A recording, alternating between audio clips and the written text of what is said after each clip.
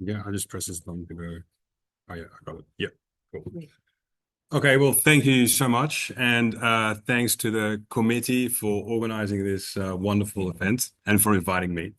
First time in Bucharest for myself, so it's really nice to be here. So this is a talk that I gave about a month or two ago at my own university at the doctoral seminar, and it was well received, even though it was a controversial topic. I got some comments, got some good feedback, so I adjusted a little bit. This talk is based on a paper that I've already written. I have yet not given it to the to a journal to get published because I wanted to hear you guys' thoughts and perhaps I can get some critical feedback as well. Um, so the structure of my talk, some very brief definitions. I'm going to talk about the evolution of religions and gods, or uh, perhaps a way that religions and the concept of gods could have evolved. Talk a little bit about psilocybin, imagination, and transcendence. Then I'll talk about in the embodied experience, and then I'll go talk a little bit about my own dissertation topic about the evolution of morality, specifically moral progress, and the evolution of the ought concepts. So first, some quick definitions. So what is big history? Well, it's basically history, but it's just bigger. So history is when we think, well, when we created language and written word, and then we started writing about our civilization. But in actual fact, big history goes all the way further back to the Big Bang. So in that sense, we can concern ourselves with what astronomers and biologists and chemists and so forth deal with. It's quite interesting because it does take a multidisciplinary approach, looking at a variety of different themes and patterns, using empirical approaches. And of course, within different scientific disciplines, you have different types of empirical approaches. Where appropriate, we can use cause and effect relations and so forth. When it comes to classical moral realism, generally speaking, it's a thesis in an ontology, basically saying that moral facts exists and they are equivalent to natural facts and could be studied, just like how we could study natural facts. Another component of it is that moral facts exist independent of our minds. So they're independent of our subjective opinion. And in some sense, then they're mind independent. Now, where they're grounded, that's another question. So let's suppose that you're an early hominid and you're walking on the plains of Africa and you're looking for resources, and then all of a sudden you see the grass move. Now, the grass could be moving because there's a predator behind it, like a lion ready to pounce on you. But the grass could also be moving because of the wind. Now, evolutionary speaking, it's better to overestimate a danger than underestimate it. Because if you think, well, it's just the winds, and then a lion comes and takes you down, you get put out of the gene pool. So there is positive selection pressure for overestimating dangers. That's why we also think all snakes are poisonous. They're not. All spiders are poisonous. No, they're not. Now, you can also imagine that if you have you're a tough hunter, you got a spear, and you think, oh, I'm going to catch that lion. And then you look behind the grass, hey, where's the lion gone? And it's like, I swear I saw something. So what it comes down to is that we see intentional agency where there's natural phenomena. And this is so ingrained in us that if you have kids or if you have younger siblings, you might have remembered one of them screaming at night and you walk in the room, I see a monster, I see a monster. And yeah, indeed, it's a monster, but it's actually a branch waving in the wind, creating a shadow on the wall, and you see an intentional agency where there is none. So the psychologist Justin Barrett, he called this the HADD, or the hyperagency detection device. Now, this is a mechanism, a explanation to explain religion. There are more. There's whole books written about that, so I'm just going to take this one for now. But so we started off with sort of animism, sort of polytheistic gods that were, the god of thunder, the god of the wind, the god of this, the god of that. They're all sort of natural phenomena.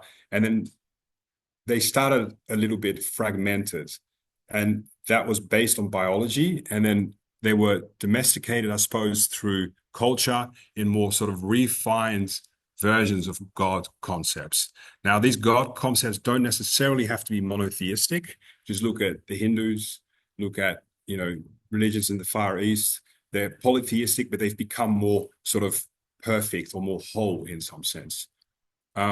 Now, what's interesting, if I just take a specific example, let's take the monotheistic God concepts of the Abrahamic religions. Let's take Christianity.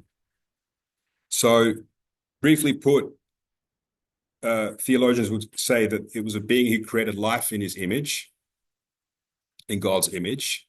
And then biologists came along and said, oh, wait, hang on a second, we're part of an evolutionary process. So then there was a lot of backlash. No, I don't like this, don't like this. Then eventually the writing was on the wall and it was like, okay, I've got guided evolutionary processes. The thing is, evolution has no foresight. So there's no guidance happening. So then it was like, oh, how do we solve this problem? Well, this God of ours, he lives outside of space and time. He was always there. And this God concept was always criticized. I've just taken two examples. You see Galileo on the left, you see Bruno on the right. I know Bruno was actually a monk. So he was criticized and eventually burnt at the stake in 1600 by the Inquisition. So even within the religion, there was issues. I'm not sure if Galileo was a Christian. I think he was. Yeah, he was. So it's interesting that that even within there was strife trying to understand this God concept. Now, another sort of argument then, if he's outside of space and time, and we have sort of explained, psychological research or whatever to give an understanding of this God concept.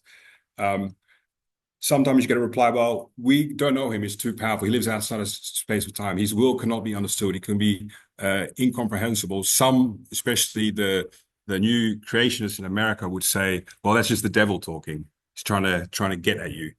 The problem with this is I don't see this as a good argument. I call this a sort of trump card or a joker or a get out of jail free card that can disable any sort of argument. I don't think it's good enough.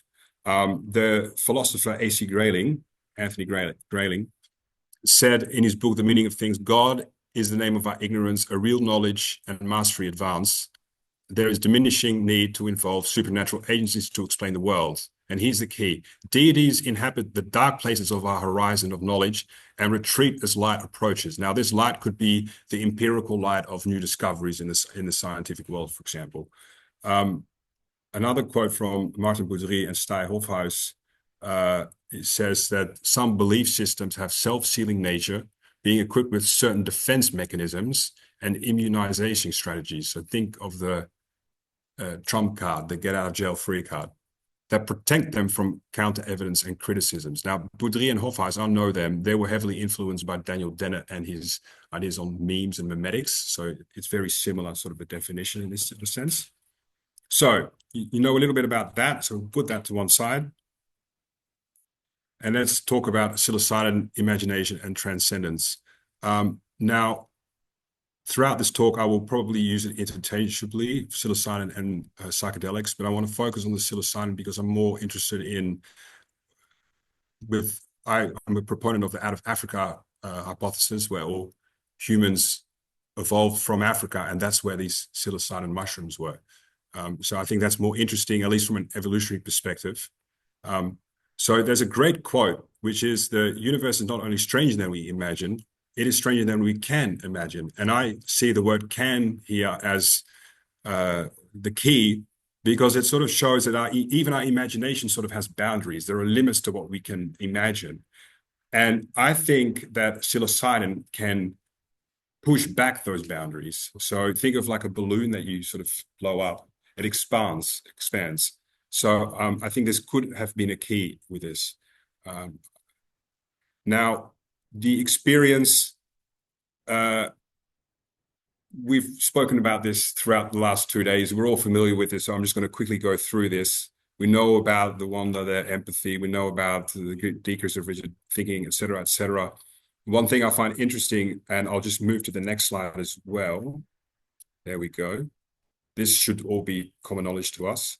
But one thing I find interesting is, I'll just go back, look at the years of these publications. These are all very recent. Yeah? We're on the fringe of the known and the unknown. This is a really fascinating topic, I think, to do research in. Again, we know all this, so I'm just going to power through it a bit. Again, very recent publications. Now, the embodied experience. So I'll just read this out. Our embodied experience begins with and depends crucially upon our bodies, especially our sensory motor apparatus, which enables us to perceive, move, manipulate, and the detailed structures of our brains, which we have been shaped by evolution and experience. So in the in biology, there's a notion known as sort of ultimate causation or ultimate traits, ultimate characteristics, and also proximate causation, proximate traits, proximate characteristics. The ultimate, basically what that means is looking at traits of our species' evolutionary history, and proximate basically means is how those traits express themselves or develop throughout the individual life or throughout the life of a specific individual of that species. So you can also look at a sort of nature-nurture kind of thing. Now, what I find interesting is that if you want to build a house, if you want to build the roof, you first need the walls. And if you want the walls, you first need a foundation. And you make sure the foundation is stable, otherwise the house goes crooked. And this is a little bit about my research, my PhD dissertation. I do believe that there is something as a sort of objective morality, but I think we have to look at moral development in, let's say, mammals, children, let's say, and specific things you ought to do for them to reach their specific potential. So children need not just warmth, food, but they need and drink. They also need to be played with. I know about, because I'm doing a case study on the Romanian orphanages, that you can't just leave in a bed where they look at the ceiling all day. No, they need to be touched. They need to be played with. It's a mammalian thing. So if rat mothers don't lick their pups, their cortex won't develop properly. So I think this is very important, especially when children are young. They sort of move their arms around trying to figure out what is this thing, and they have to learn that that's their hand. So it starts with the embodied experience. And our conceptual systems themselves are largely dependent on the commonalities between the bodies and the environment. There's this interaction happening. But no man is an island in and of itself is a quote. I forget the person who said it, but we're a product of our environment. There's a constant interaction at play. That's been mentioned throughout the conference already, here and there. And like I mentioned earlier, I think the anthropomorphic polytheistic God concept came to exist also in those sort of means, especially when it comes to human traits, the God of love, the God of lust, the God of war, that kind of stuff. In addition to the natural phenomena like the God of thunder.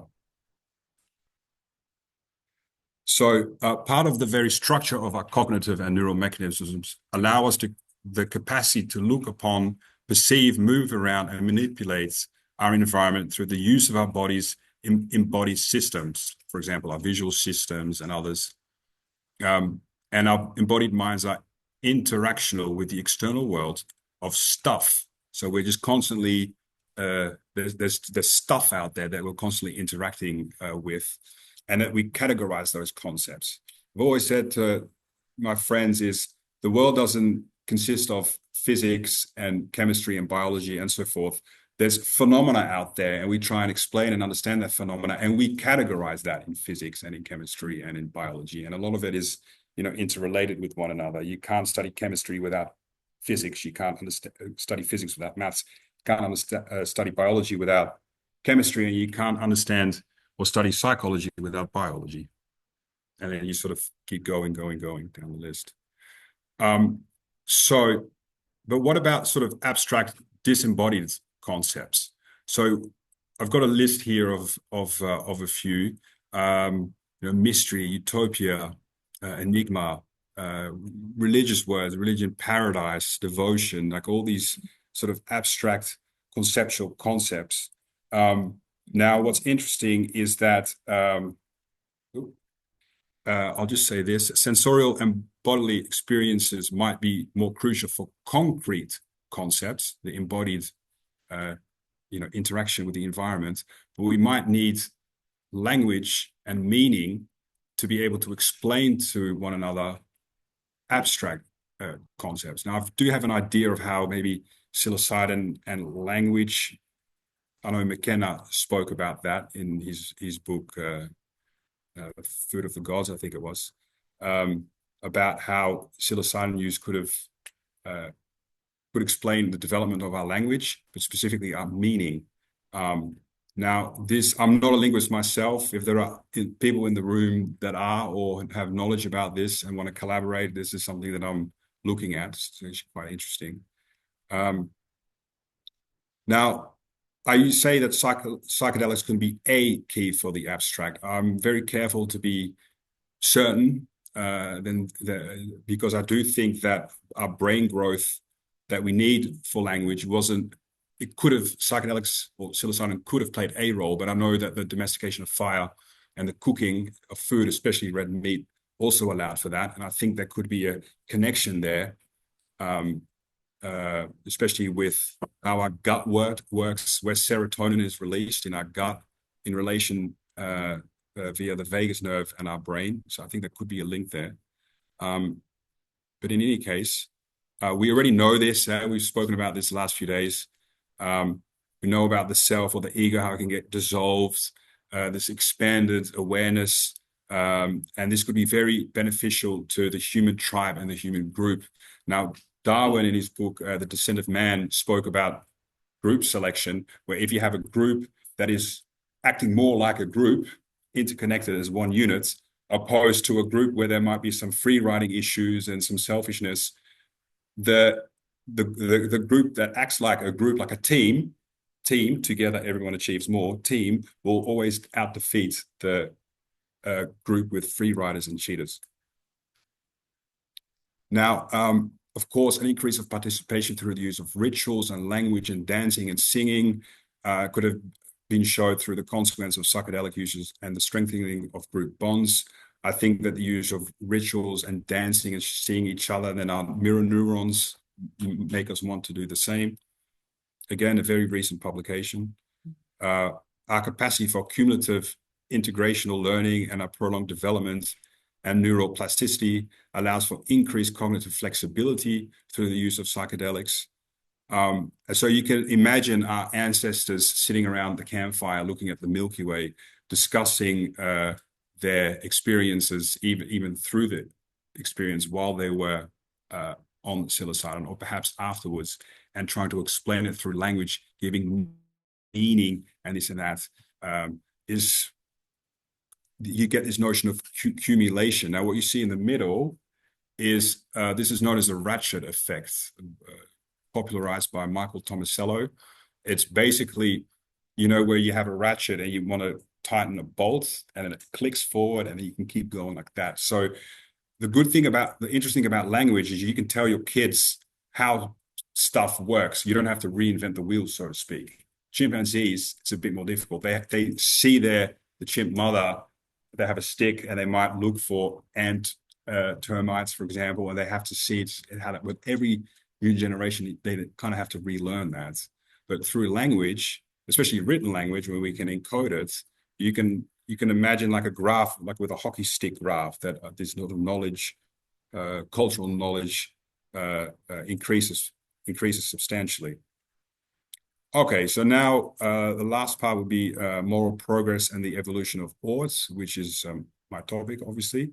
So as the primatologist Frans de Waal already has shown, is that there was a kind of proto-ort in place with group animals. It's needed for that. Chimpanzees, for example, have a hierarchical culture, a hierarchy, and the top chimpanzee, the alpha male, he is alpha not because he is a bully, because you can get a coalition of two chimps and it'll take him out. No, so it's not sustainable over the long term. No, the alpha male is someone actually who cares, who's empathetic, that helps solve fights and forgives, which actually chimpanzees do. So we already know that selection has built in a sort of proto-ort in place, norms, that kind of stuff. Although language allows us to encode those norms. Now, Tomasello, who I mentioned earlier, says that the ultimate origin of the human sense of awe was through rational pressure or cooperative rationality. Rationality, reason, think of perhaps System 2 of Daniel Kahneman, for example. Someone like Jonathan Haidt in his book, The Righteous Mind, which is a great book for those who haven't read it, says, no, no, no, no, no. Our notion of ought and morals is emotionally grounded in intuition, his famous moral foundation theory. What's interesting here is that the rational notions is heavily on equality rather than caring. And Haidt actually also done research on liberals and conservatives and how emotions influence them both. Then we have Philip Kitcher, who wrote a great book, The Ethical Project, also highly recommended. He takes a similar approach to Tomasello. It's based on cooperation, justice. It's ever evolving. Altruism will only get you so far. Of course, it's based on kin. So there's something called the Dunbar number. You might know it's about 150. So if when we became bigger and bigger, probably after the advent of agriculture, we needed something else because we couldn't just constantly watch each other, what we were up to. So what can we use? Well, maybe it's sort of super beliefs like a god. So here you can also see that a lot of these ideas sort of come in parallel, and as society grows, perhaps we need this sort of super notion. And what's interesting, what Kitcher says, is that this ethical project is never finished. We keep innovating. There's always new problems. Oh, now we have artificial intelligence. Oh, we got plastic bottles. They're super handy, but now we got the issue of microplastics. So there's always new issues, ethical issues that come up with new inventions and so forth. I see it a bit like a relay race, like the Olympics. They're running it around and they have to give like a stick to the next one. So Kitcher has a quote which I'll read. Either there are episodes of ethical insight, occasions on which new ethical truths are discerned, or progressive transitions, those attaining new truths have to be viewed as fortunate occasion in which blind stumbling turns out well. The latter option proposes that ethical practice evolves in ways not requiring the apprehension of those constraints, but sometimes turning out to conform to them. Now, I think that some of these episodes and occasions could have come about from the use of psilocybin and later, obviously, psychedelics as well.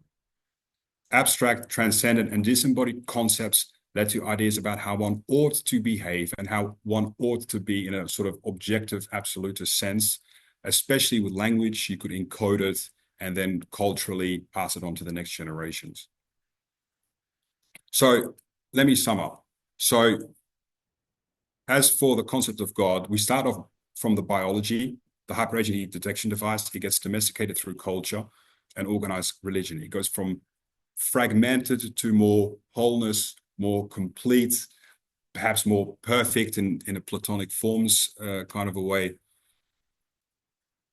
And in the same way, our proto-ought, which is selected for in our biology, later becomes more encoded and perfected in an absolute sense through culture, through language, and written language.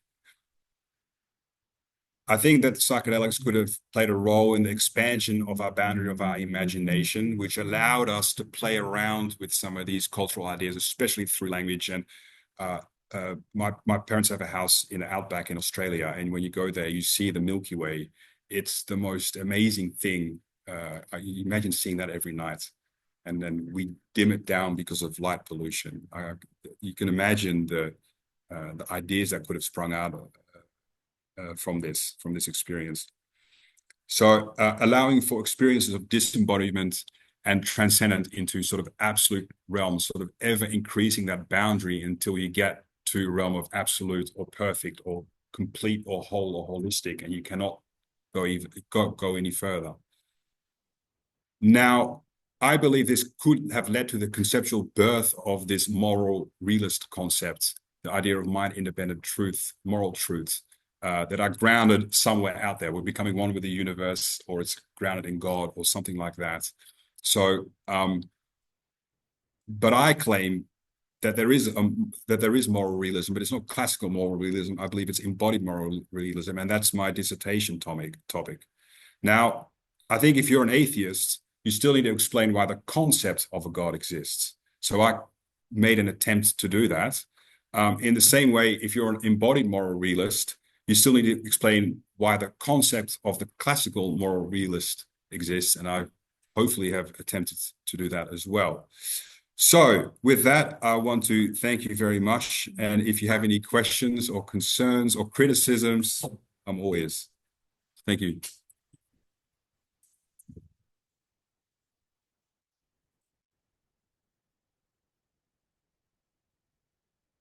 So, thanks so much for your talk.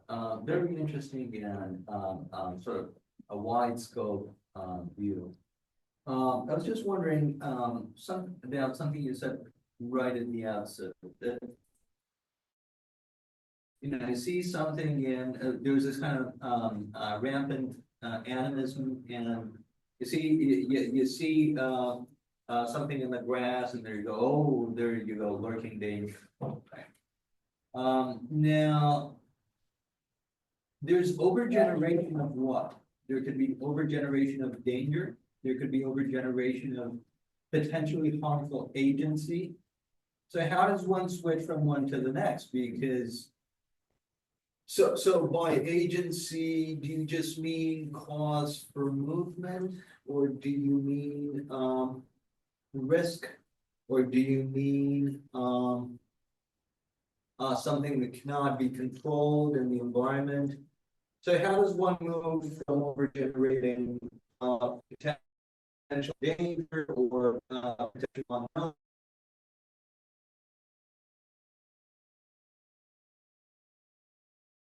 unknowns, overgenerating agency? That's what that means.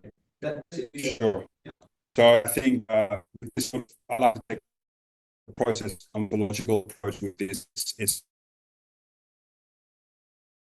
not that also in other animals who are predators.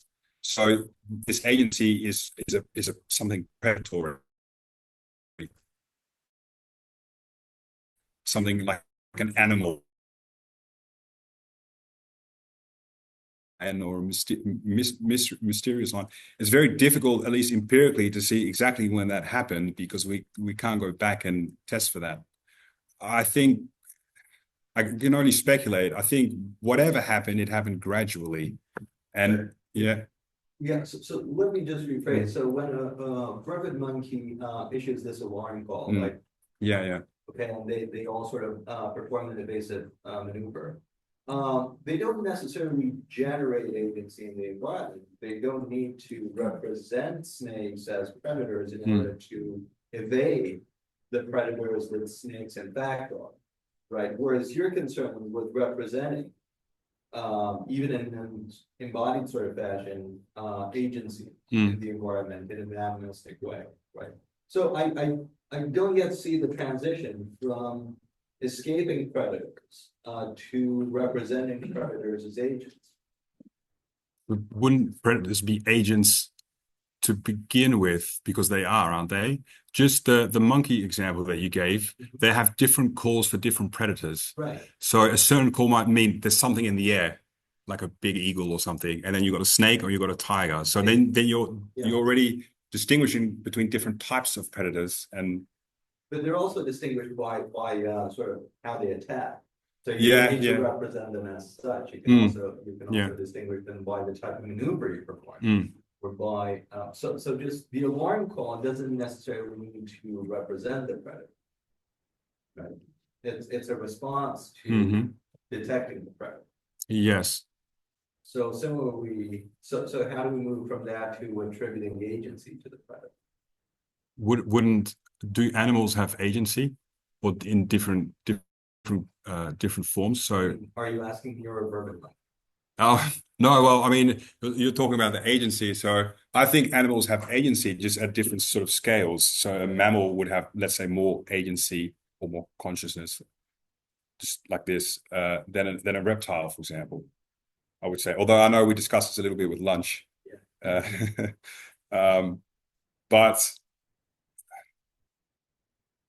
so it's fascinating. Yeah. I'm not at all disagreeing with what you're saying. I just want to know what the causal picture is. What the causal picture? Yeah. How things are supposed to unfold so that we get overgenerated agency. So, for instance, kids do this. Right? We were talking about. I think it was an earlier. Well, I'm sorry. No, go ahead. No, yes. No, because they're going to touch upon intentionality detection, and that's not necessary. Okay, good. So no, it's this. No, Sandra. Just go ahead. But I'm happy to have a discussion. Like, it doesn't have to be, yeah. I mean, yeah, you use the word agents, and that makes it a bit confusing, but the thing is, in theory of mind, right? One view is that it's some sort of a innate mechanism, right? Yes. No, kids are really small babies. They do ascribe intentionality to everything that moves, right? So it's stuff that moves that want to do things, right? They don't conceive it as an agent. They don't know what an agent is. Stuff that moves wants to do stuff, right? So you associate that with goals and intention. And then once you acquire language, you associate it with whatever the constant maps on your feelings. So it's like, this makes me feel scared, so it must be a monster, right? The same can go with predator.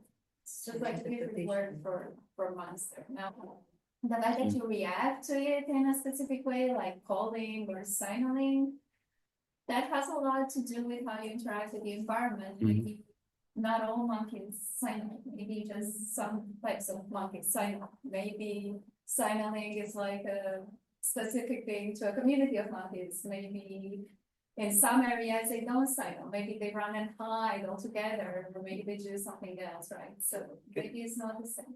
Can I just So ask something about this? Yeah. You remember the Superman scenario, right? What is this? I don't know, but here's another one. Right, so do we need to go to goal descriptions as soon as there is detection of motion? but you don't need to, but this is just what seems to be the case, like before having acquired concepts for this is a thing and this is another thing, and I'm gonna differentiate between stuff.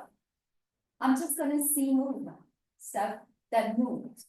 So I'm just gonna assume it's a thing that has the intention to move towards me or do things to me or come towards me or have anything to do with me, right? And if I don't know what it is and I don't recognize it, and I don't know the habits of interacting with it, then I'm just gonna assume it's an agent. It's exactly.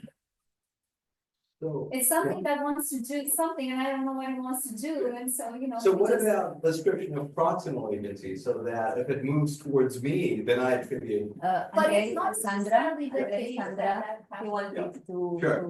No, it's okay. I really like the discussion. No, you just, what you said is exactly right. The idea of overestimating, like you see movements, it's better to think there's an agent than to not think it, because if you not think it, one of these days it is an agent, like a lion, and you're out of the gene pool. So you know, you've got all these individuals in the population, and those get taken out before they get to breed, are the ones that think it's just movement or think it's just the wind, for example. Age, so the more you age, the less agency you ascribe to things that will. Do you have any Exactly. other questions in the room? Yes, please. Okay, yeah, I was listening to their debate there. I think my question is going back somewhere to Kitcher and what Heinz talks about. I'm curious here, there is a little conceptual effort in putting embodiment, moral realism into the picture, but my question is about moral progress here, because moral progress can have two sources, maybe more than two sources, but one of them is this slow, gradualist process of evolution that you guys are talking about, how we evolve as a species and learning about dangers and stuff. But there is also kind of like a revolutionary disruptive process. Yes. In which you make a huge discovery, like Einstein woke up in the morning in 1915 and just you made a huge step forward. It's not that easy. Let's say a month, right? You have this revolution into moral progress.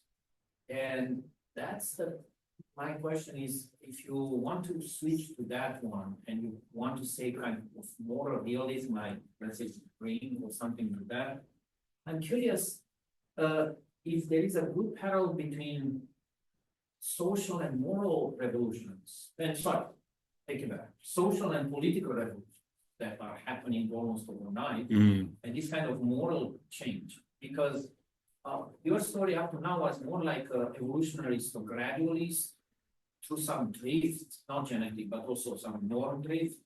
which is a slow process versus cataclysms. Sure. Or, yeah, cataclysmic moral, Yes, you know, like huge earthquake, mega volcano yes. that will completely change that. Well, I think it was Stephen Jay Gould, although I'm not 100% sure. He basically said that it, instead of just sort of gradualistic evolution, there are certain, yeah, sort of sudden. So the dinosaurs get wiped out, and all of a sudden, the mice and the squirrels have the whole environment to themselves. Imagine the model, I one type of slow process through natural causal elements, or some form of saltationism in which you completely change overnight, system of norms. So firstly, what you said about the political revolutions, I think that cultural evolution goes in warp speed compared to biological evolution, for starters. And I would say that political or politics is a form of very sophisticated culture. When it comes to the moral issue, is that, and that's what Jonathan Haidt has shown very well, is if, like, okay, with technological innovations, what we've created in the last 100 years on this planet as humans is just insane, compared to the last 1,000 years when it comes to technology. So that creates new ethical problems, and then we got to deal with those problems. But at the same time, what Jonathan Haidt has shown is that a lot of our moral emotions are still based on, well, our emotions that evolved over hundreds of thousands of years on the savannah. And so a lot of the issues that we have in liberals versus conservatives are just these different moral emotions. Conservatives generally have 5 pillars, while liberals have 2. So the liberals don't see or don't recognize authority, purity,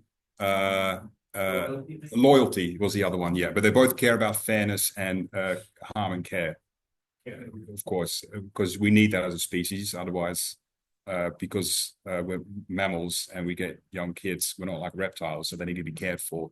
So it seems to me logical that empathetic mothers will be selected over their selfish sisters, so to speak. And how that works, yeah, and moral, I mean, I think if you have a dictatorship, for example, for decades, and then the wall falls, for example, or the people are freed, those people, to what extent are they still brainwashed, and how quickly does that brainwashing that will also be part of it. We spoke about, yeah, we spoke about that also during lunch.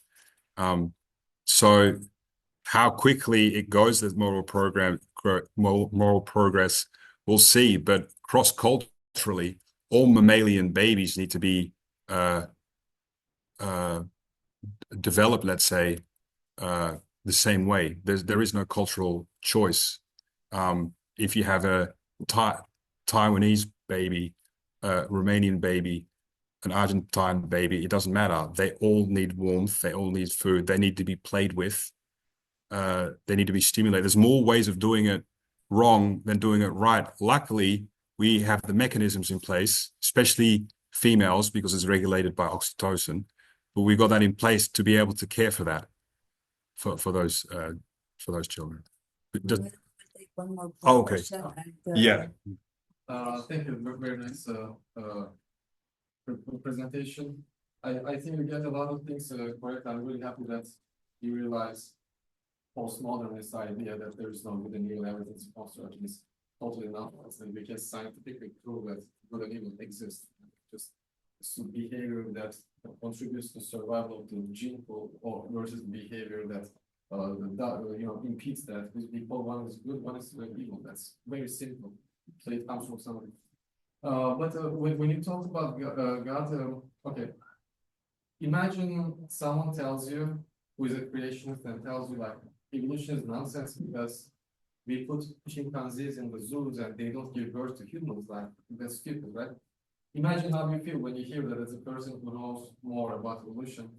When you talk about God, that is how a monk in Mount Athos or a priest would feel, because this in the Western culture, this understanding of the God of the gaps, like we learn more and less more we learn, less we need the God to explain. That's a complete misunderstanding of God, and I would recommend. I'm not an expert, theology explains it very differently. It goes from like it's completely different than what we think, what actually church believes before we took that. I will just share. And about evolution of religions, it's very interesting. I have this hypothesis. I didn't read this anywhere, but I will share it and ask you what you think about this. I believe that what we call religions start as origin as ancestor worship, because that's the oldest type of belief system. It traces back in the hunter-gatherer times. It continued into ancient times, like similar to like a Roman ancestral cults, right? In the prehistorical times, we know from archaeological sites that people used to carry the bones or skulls of their ancestors with them, sometimes burying them under their beds or something. And I think this is our hypothesis. It's impossible to prove, but early humans, when you're a child, you look at your parents, they like for gods, they provide for every need that you have, right? And every time you fall, you can ask their help, you can ask their wisdom, but after they die, so you're alone, you're the adults, and you still want to ask help of someone. So we were gonna pray to maybe somehow, maybe the essence of my parents are still there. Maybe they can still somehow guide me. Let me carry this skull around me and pray to them. I think it started this way, and if you look into ancient Mesopotamian beliefs like ancient Sumerian or Babylonians, what they actually believe, and you can see that within their mythology, they believe that the original gods were the original people who came to the lands of Mesopotamia, and they started cities, they started agriculture, they started civilization, and after a while there was a rebellion of the serving gods to the ruling gods, so they created human beings as a lower version of themselves, like a mortal. They get sick, they die, and they described the gods to serve themselves, basically, to bring them food, to farm, because their gods' understanding was anthropomorphic. They needed food, they needed clothes, etc. And their understanding of gods they're just like us, but they are taller, they are more handsome, they are smarter, they live longer.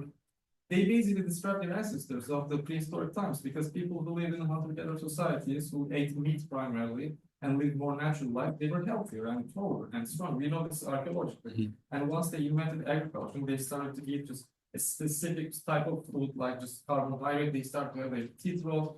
People are together. They started pandemics and disease, slavery started, etc., etc. So, and then they started to build these temples. To I believe this is my hypothesis. The ancestor worship eventually evolved into this. Okay, we have too many ancestors. Let's create an archetype instead of just individuals, right? Based on their common qualities, maybe, right? The archetype of this wise king or archetype of this mother, right? And they made statues of them. They put them in houses, literal house architecture, and these houses became their temples, the house of God, basically. And these statues, the people were bringing them food every day. That food was offering sacrifice, right? And they were putting their clothes on and cleaning them, etc. And the people who were serving the gods, they became the priests. Yeah. And these priests, in order to offer sacrifices and stuff like that, they needed to have. Sorry. Wrap it up, please. Please wrap it up because it's already very, very late. Continue to the round. I'm happy to continue. Are we out of Is time? there a conclusion? Yeah. Or we continue with lesson? And then we'll continue. We can continue or run to this. If you want, go ahead, and you can. Would you be like, I was going to say this. You see, I know these things. I know evolution, right? And when I actually started to learn about God, what God actually is, and what these people actually teach, and actually I believe in, would you be willing to look into what Orthodox theology says? Yes. Yeah, awesome. Good answer. I would, So he's come back. yeah. So thank you. No problem. Big. So we will have a break about of 10 minutes. Yeah, maybe 10 minutes, because we need to set the room for. 10-15 minutes because we have to prepare the room for the round table. And so it's 6, maybe at 6:15 we get back here.